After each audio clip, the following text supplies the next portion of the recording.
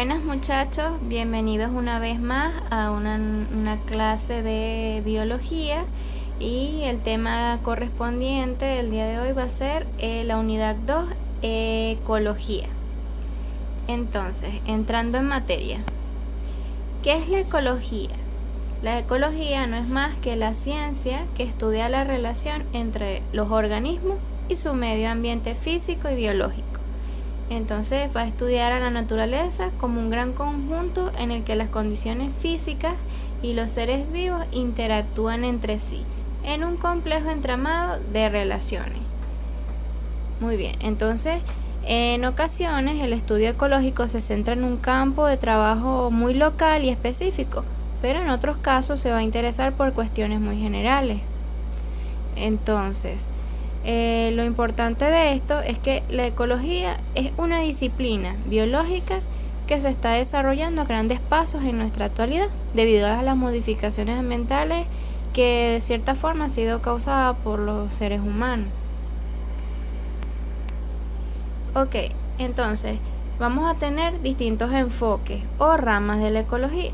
Tenemos un enfoque cinecológico que va a estudiar las interrelaciones entre grupos de distintas especies asociadas en comunidades. Entonces, grupos o comunidades. Se dice que esto es deductivo. Recuerdan que en la unidad 1 la ciencia, según su objeto de estudio, se clasificaba en formales o ideales.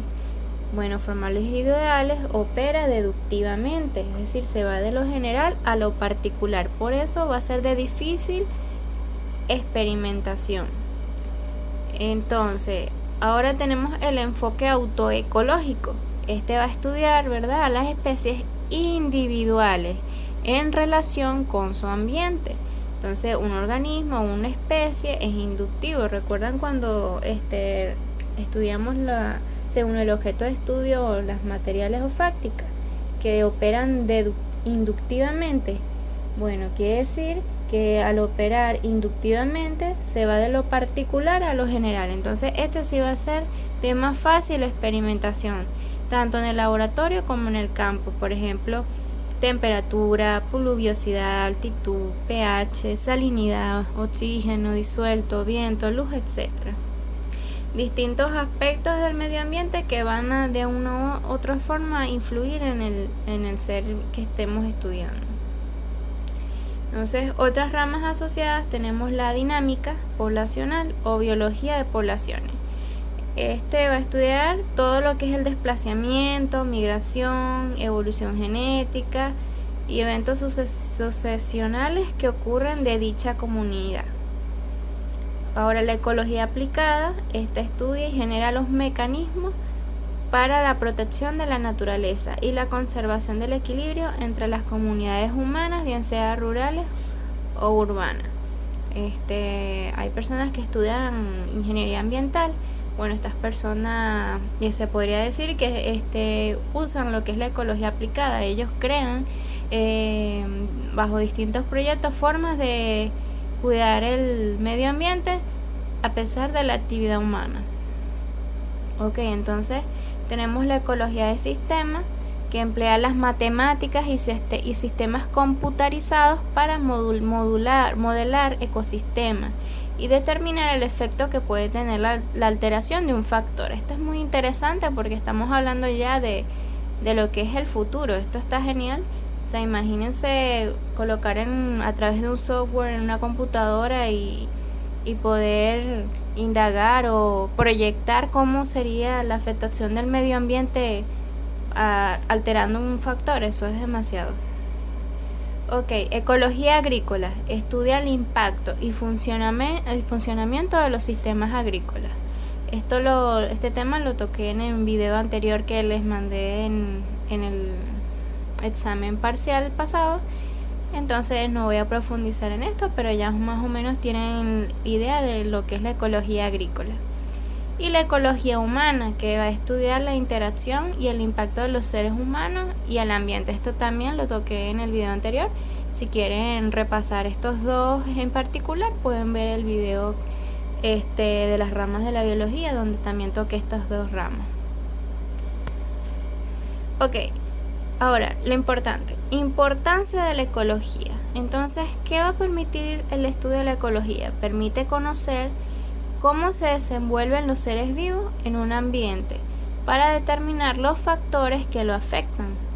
Va también a permitir el hacer uso racional de los recursos naturales. Recuerden que el hombre se ha encargado también de destruir parte de lo que es lo bonito de la naturaleza, de los recursos. Entonces, esto permite hacer un uso racional de los recursos naturales. Va a proporcionar información referente a la evolución genética, taxonomía, la bioquímica y fisiología de los seres vivos. También promueve estudios con la finalidad de preservar y conservar la vida. Y también permite predecir cuál será el comportamiento de un ecosistema una vez que haya sido intervenido por el hombre. Entonces, un estudio, un compendio muy importante de la ecología. Ahora, tenemos que la ecología, ¿verdad?, va a tener niveles de organización. Entonces, se dice que la biosfera es el sistema que abarca a todos los seres vivientes de nuestro planeta y su hábitat, es decir, el lugar donde se desarrolla su ciclo vital. El aire, el agua, el suelo, donde desde los organismos más pequeños hasta los más grandes, como ya sea de plantas y animales, han encontrado el sustento para sobrevivir. Entonces, esto es importante. En resumen, la biosfera es la delgada capa de la Tierra y su atmósfera que cubre la superficie del planeta y en la que van a habitar todos los seres vivos. Entonces, también podemos invertir la definición y decir que todos los seres vivos de la Tierra están relacionados unos con otros y se agrupan en niveles de organización. El nivel máximo, ¿verdad?, va a comprender el conjunto de todos los organismos vivos y los ambientes en que habitan. Se va a denominar biosfera. Entonces vemos que el concepto puede variar, pero básicamente es lo mismo. Ok. Entonces, ¿qué son los niveles de organización? Se dice que los niveles de organización van a ser esos modelos explicativos o construcciones teóricas que van a mostrar cómo está organizada la materia del universo. La materia, ¿verdad?, va a estar organizada a diversos niveles de complejidad, que van desde partículas subatómicas, como los electrones, los protones y neutrones, hasta el universo. Esto ya lo tocamos un poquito en nuestra primera clase. Ya hablamos de los átomos y todo eso, entonces no voy a tocar mucho este tema, pero es para que sepan que los niveles de organización son esos modelos explicativos o construcciones teóricas que van a mostrar esa forma organizada de la materia en el universo. Entonces, ahora tenemos que esta va a estar organizada, vamos a explicarla de forma decreciente. Si vamos de mayor a menor, tenemos de menor a mayor. Entonces tenemos primero lo que de mayor a menor, ecosistema. El ecosistema va a ser la relación de un grupo de organismos entre sí y su medio ambiente. Entonces, los científicos a menudo hablan de la interrelación entre los organismos vivos, dado que de acuerdo a la teoría de Darwin, los organismos se adaptan a su medio ambiente y por lo tanto también deben adaptarse a los otros organismos en ese ambiente. Entonces es algo como que todo se interrelaciona, todo tiene que estar unido. Los seres vivos se adaptan dependiendo del medio ambiente en donde estén. Si están en un medio ambiente acuático van a adaptarse con sus respectivas aletas, su escama, ¿verdad?, sus aletas para poder nadar bien, todo eso. Entonces eso depende del organismo y el ecosistema en el que viven, y también tienen que convivir, o sea, adaptarse a otros organismos de ese ambiente. Bien, eso es todo un sistema. Ok, entonces ahora vamos a tener de mayor a menor, le sigue la comunidad. Entonces la comunidad es la relación entre grupos de diferentes especies. Por ejemplo, las comunidades del desierto pueden consistir en conejos, coyotes, víboras, ratones, aves y plantas como los cactus.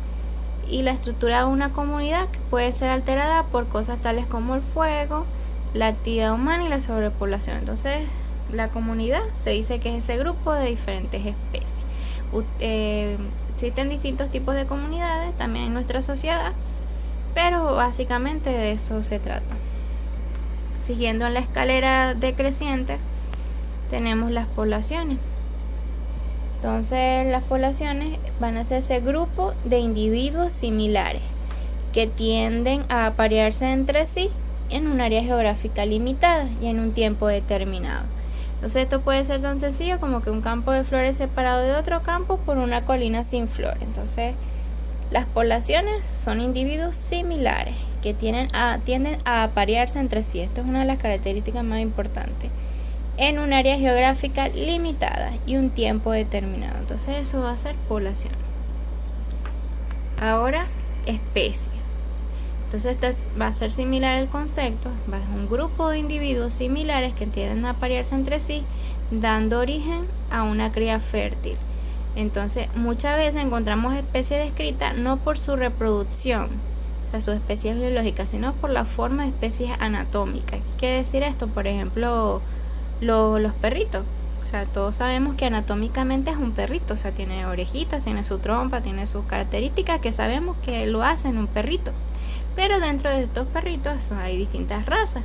Pero del hecho que tenga distintas razas no quiere decir que sea de otra especie, sino que son de la misma especie. Canifamiliares. Entonces, a esto se refiere este concepto de especie. Aunque no se parezcan en raza, son la misma especie. Aplica para los felinos. Ahora individuo. Entonces, un individuo va a ser una o más células caracterizadas por un único tipo de información codificada en su ADN. Puede ser unicelular o pluricelular. Los individuos pluricelulares muestran tipos celulares especializados y división de funciones en tejidos, órganos y sistemas. Entonces, individuo va a ser células caracterizadas por un único tipo de información codificada en su ADN. Cada ser vivo es único.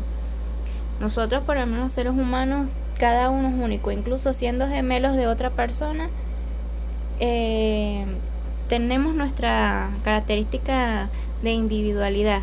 A algunos les gusta, por ejemplo, la música, a algunos les gusta el rock, a algunos les gusta el pop, a algunos les gusta las canciones románticas, a algunos les gusta el heavy metal. Entonces es algo muy variado. No todos somos iguales, todos nacemos y crecemos bajo un ambiente que es influenciado en nosotros, y dependiendo de esas características con las que convivimos, también influyen en nuestra personalidad y lo que nos hace ser únicos e individuales.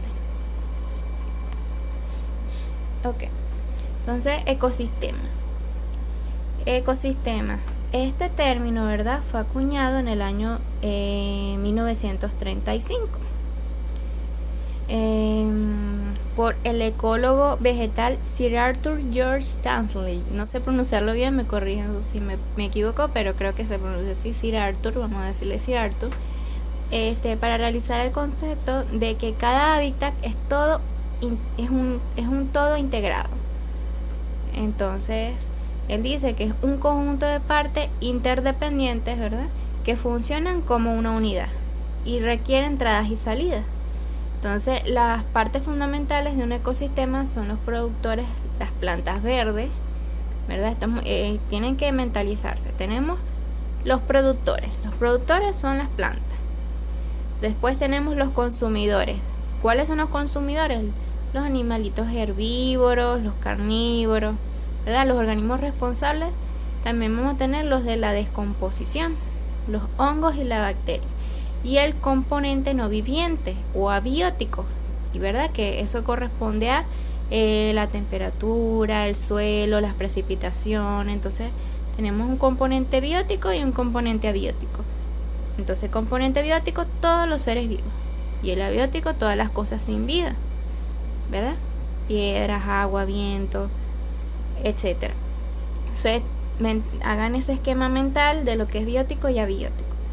Entonces, Tenemos los organismos responsables de la descomposición, como los hongos y las bacterias, y el componente no viviente o abiótico, que está formado por materia orgánica muerta y nutrientes presentes en el suelo y el agua. Entonces se dice que va a tener entradas. ¿Qué son las entradas del ecosistema? Entonces las entradas al ecosistema son la energía solar, el agua, el oxígeno, el dióxido de carbono, el nitrógeno y otros elementos compuestos. ¿Y las salidas cuáles van a ser? Bueno, la salida del ecosistema van a incluir el calor producido por la respiración, el agua, el oxígeno, el dióxido de carbono y nutrientes. Básicamente son lo mismo, pero unos están enfocados en la entrada y otros en la salida. Y la fuerza impulsora fundamental es la energía solar. Entonces, grabando, esquematizando mentalmente esto, muchachos, importante. Entonces, ya sabemos componentes abióticos, ¿verdad? Que significa a, sin y bio, vida, ¿verdad? Entonces esos componentes abióticos son un conjunto de componentes físicos o químicos que rodean a los seres vivos. Entonces se dice que un ecosistema va a estar constituido por el conjunto de factores ambientales que se definen como los componentes del medio, capaces de actuar directamente sobre el organismo, y ya sabemos, factores bióticos y abióticos. Pero entre los factores abióticos, ¿qué vamos a tener? Vamos a tener factores físicos y factores químicos. ¿Cuáles son los factores físicos? La luz solar, la temperatura, las precipitaciones, los vientos, el suelo, la altitud y la altitud. Y los factores químicos, pues la humedad, el pH, los nutrientes, la salinidad, oxígeno disuelto. Guarden, por favor, mentalícense este esquema, este cuadrito, por favor, grábenlo, mentalícenlo. Memoria de corto plazo, apréndanselo. Posible pregunta de examen, por favor.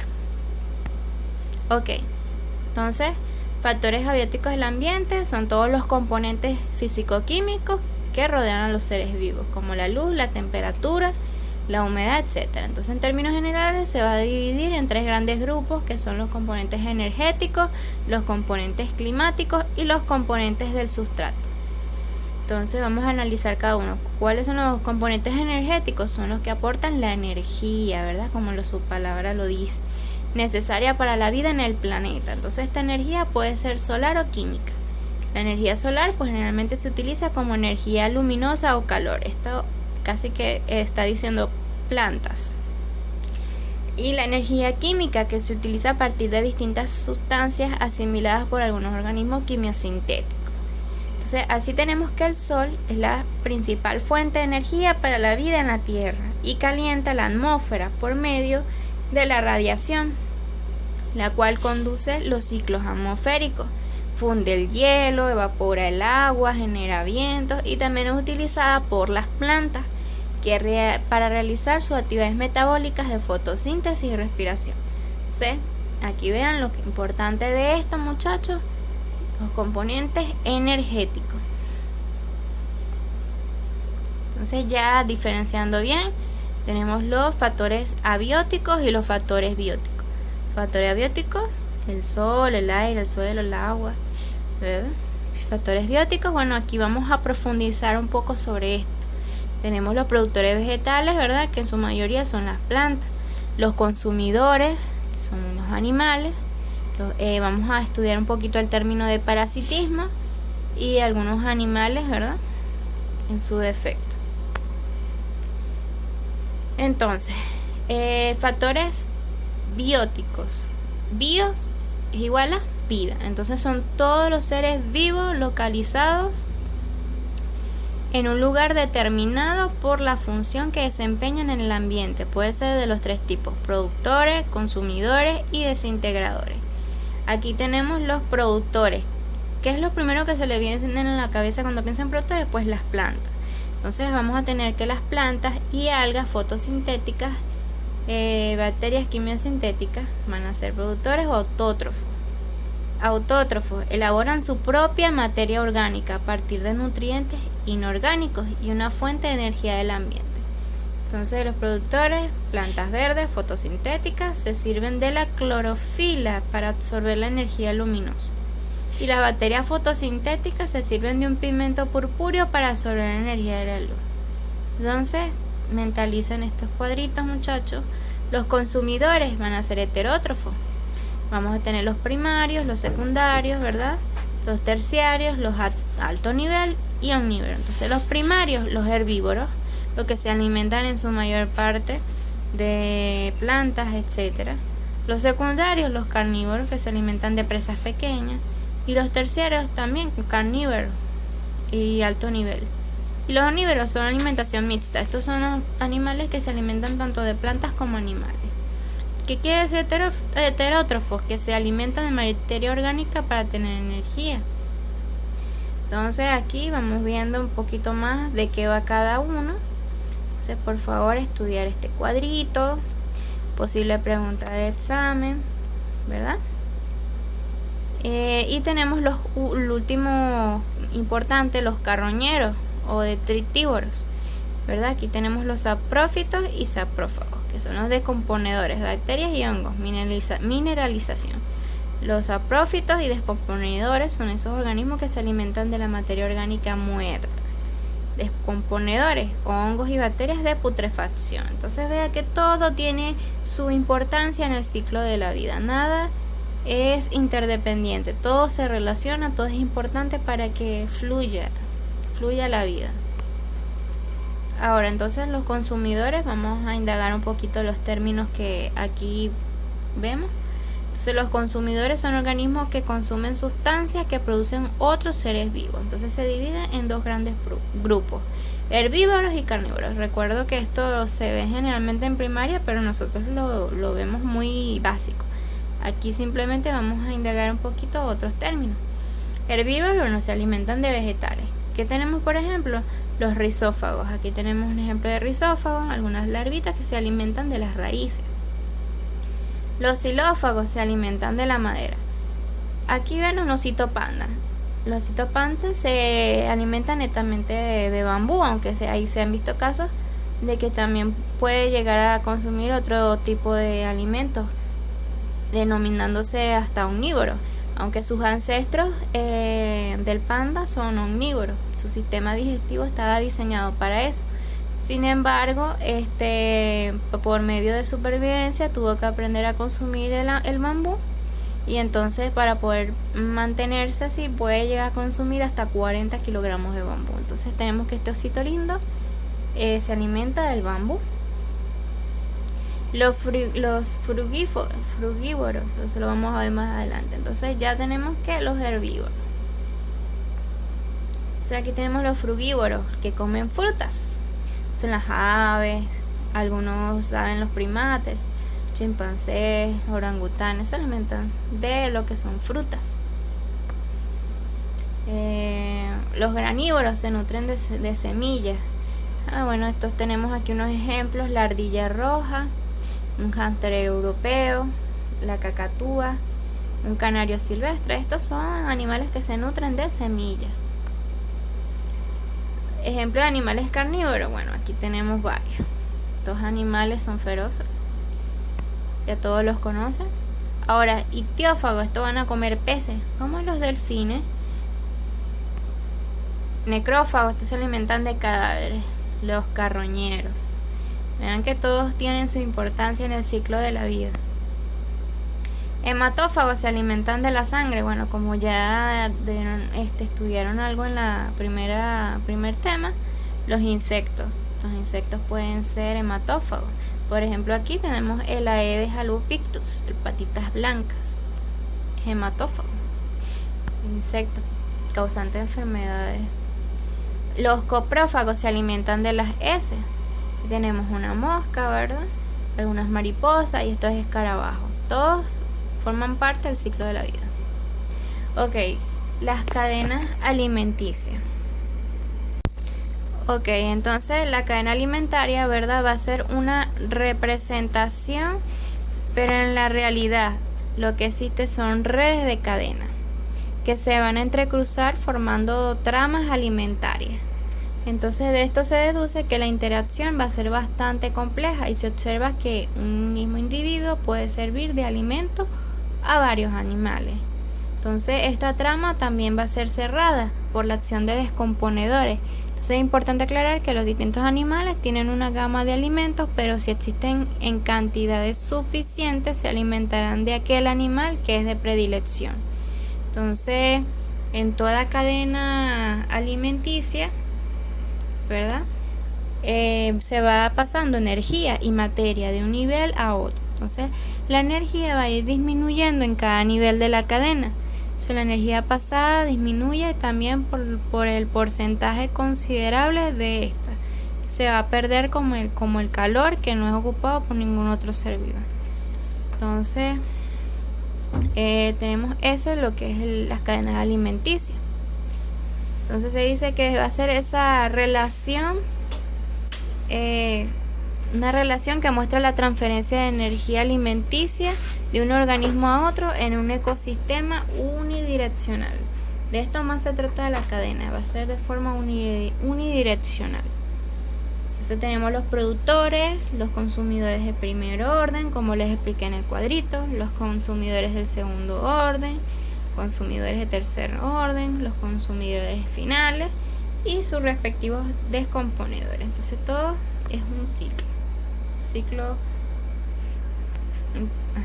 Y tenemos la reotrama alimenticia. De esto quería referirnos al primer término, ¿verdad? Que muestra la interrelación de todas las cadenas alimenticias en un ecosistema multidireccional. Entonces esto no es aislado, no es netamente una cadena solita. El mundo a nivel de alimenticio animal, esto es, todos en algún punto se deben interrelacionar, pero para clasificarlos se dividen así en unidireccional y multidireccional. Aquí tenemos un ejemplo de las pirámides. Aquí se ve un poquito mejor ejemplificado. Tenemos las plantas, ¿verdad? La base de la pirámide, que son los productores. Luego vienen los animales herbívoros, que generalmente son consumidores primarios. Luego tenemos los consumidores secundarios, que son animales carnívoros, y los omnívoros, que tienen alimentación mixta, animal y vegetal, y los consumidores terciarios u otros animales carnívoros. Entonces vean lo que es la pirámide. Muy bien, ahora vamos a estudiar un poco lo que son las interrelaciones de los seres vivos. Y hay un término muy interesante que es la simbiosis. La simbiosis, ¿verdad? Se dice que es una relación íntima que ocurre o se da entre dos especies diferentes. Entonces, aquí puse una imagen, no sé si han llegado a ver esta película, pero aquí hablan de una simbiosis ficticia entre un ser humano y un extraterrestre, que es Venom.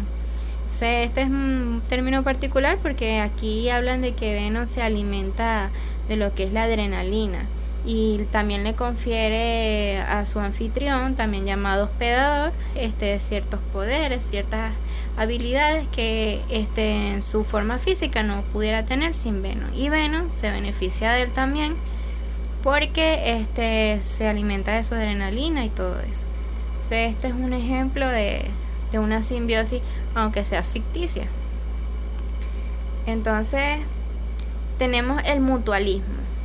Entonces el mutualismo es una relación simbiótica en donde ambas especies se van a beneficiar.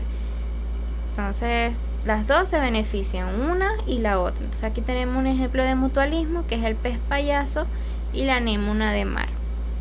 Y otro tipo de mutualismo tenemos el polinizador y la flor, que es la abeja. Tenemos el comensalismo, que es una relación simbiótica en donde uno de los participantes se va a beneficiar y el otro ni se beneficia ni se perjudica. O sea, no influye que estén o no esté. Entonces es una relación simbiótica donde uno se va a beneficiar y el otro ni fu ni fa. Entonces, por ejemplo de esto, las rémoras. Entonces las rémoras están especialmente adaptadas para adherirse a peces más grandes que les proporcionan el transporte y el alimento. El parasitismo, bueno, ya tocamos este tema en el video anterior. No sé si se acuerdan cuando les mencioné algunos parásitos y más o menos de cómo eran estos términos, pero aquí sencillito. Es una relación simbiótica en donde una de las especies se va a beneficiar y la otra se perjudica. Es sencillo. Esto se va a dividir en endoparásitos y ectoparásitos. Endoparásitos, bueno, ya saben, los que causan las parasitosis intestinales en el organismo, ya sean animal o nosotros los seres humanos. Y los ectoparásitos, bueno, aquí tenemos un ejemplo clásico, la pulga, también los piojos, saben, el Sarcoptes escabia, el causante de la escabiosis, también llamada sarna. Bueno, todos esos son ectoparásitos. Entonces se dice que un ectoparásito vive en la parte externa de su huésped. Las garrapatas, las pulgas, los piojos, los ácaros son ectoparásitos. Aquí tienen varios ejemplos. El antagonismo, depredación, se refiere cuando un organismo de una especie utiliza a otro organismo de otra especie para obtener su alimento. Este es un ejemplo clásico. Ahora, existe competencia. ¿A qué se refiere con esto? Competencia es la contienda entre dos o más especies para obtención de los recursos del ambiente. Aquí tenemos otro concepto también interesante, que es la competencia intraespecífica, que es de la misma especie, y competencia interespecífica de distinta especie. Entonces vean que entre organismos de una misma especie puede haber cierta competencia y entre distintas especies. Por ejemplo, los leones y las hienas luchando por su presa. O sea, ambos organismos se ven perjudicados por los alimentos, pero también puede ser por otros recursos, agua, etcétera. Para finalizar, vamos a hablar de la sucesión ecológica. El reemplazo de algunos elementos del ecosistema por otros en el transcurso del tiempo. Entonces, así una determinada área es colonizada por especies vegetales cada vez más complejas, si el medio lo permite. La aparición de musgo sucedida por pasto, luego arbustos y finalmente por árboles. Entonces, el estado de equilibrio alcanzado una vez que se ha completado la evolución se denomina clímax. Entonces, lo importante de esto es que vamos a tener que hay dos tipos de sucesiones, la sucesión primaria y secundaria. La sucesión primaria entonces ocurre cuando parte del terreno, de un terreno en donde nunca hubo vida. Entonces esta va a partir de un terreno que nunca hubo vida, empezó de cero. A esto se refiere en sucesión primaria. Y la sucesión secundaria es la que se registra luego de un disturbio, por ejemplo un incendio. Entonces en este caso el ambiente contiene nutrientes y residuos orgánicos que van a facilitar el crecimiento vegetal. Repasamos, sucesión primaria ocurre cuando se parte de un terreno en donde nunca hubo vida, empezar de cero. Y entonces en la secundaria ya se registró un disturbio, o sea, hubo algo allí, una vegetación, algo allí, pero después algún accidente, un incendio, etcétera, hizo caos en ese ecosistema y entonces pero quedaron los restos de nutrientes, los residuos. Entonces de allí facilitó el crecimiento de nuevas especies vegetales. Y tenemos los biomas. ¿Qué es un bioma?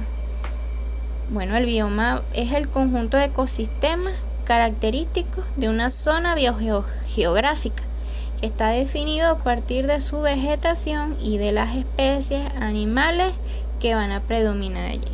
Entonces tenemos que el bioma del mundo, tenemos los bosques, las tundras, las praderas, el desierto, las selvas tropicales y las selvas tropicales lluviosas, entre otras. Entonces, más adelante vamos a hablar sobre las regiones fitogeográficas de Venezuela, pero este es para entrar en materia próximamente.